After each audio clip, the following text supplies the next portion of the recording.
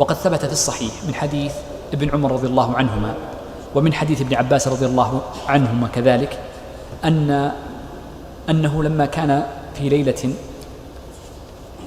باردة في حديث ابن عمر وفي وحل في حديث ابن عباس أمر المؤذن أن يؤذن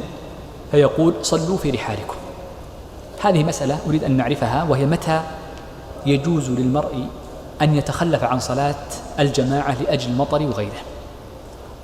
تخلف عن صلاة الجماعة ليس لأجل مطلق المطر،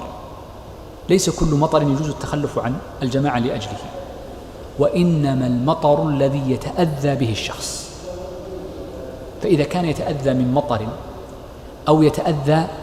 من وحل أو يتأذى من جليد كالبرد أو الثلج ونحوه، فإنه يجوز له أن يتخلف عن الجماعة لأجل ذلك، لحديث ابن عمر وحديث ابن عباس وغيرهم رضي الله عنهم أن النبي صلى الله عليه وسلم أذن صلوا في رحالكم أو صلوا في بيوتكم. ويزاد على ذلك فيما إذا كان هناك ريح باردة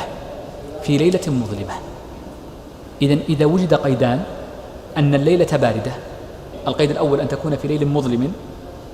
والقيد الثاني أن تكون الريح باردة، فإنه يجوز للمسلم أن يتخلف عن صلاة الجماعة،